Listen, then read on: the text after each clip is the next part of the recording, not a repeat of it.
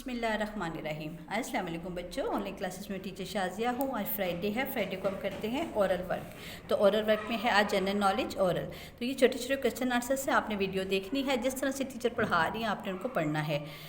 तो सबसे पहला क्वेश्चन है, how many colours are there in our national flag. तो हमारे नेशनल फ्लैग में कितने कलर्स हैं? 2 कलर्स हैं। कौन से हैं? Green and white. आपने ये आंसर याद करना है, 2 colours green and white. Question number 2 है, which is our national game. तो हमारी नेशनल गेम कौन सी है? हॉकी। तो question number 3, which is our national flower. हमारा नेशनल फ्लावर कौन सा है? Jasmine flower. तो इसका आंसर है जैस्मिन फ्लावर। तो क्वेश्चन नंबर 4 है, what is our national language. हमारी नेशनल लैंग्वेज कौन सी है? हम कौन सी ज़बान बोलते हैं? इसका आंसर है उर्दू। इसका आंसर आपने याद करना है उर्दू। क्वेश्चन नंबर 5 है, which is our national fruit. हमारा नेशनल फ्रूट कौन सा है? मैंगो।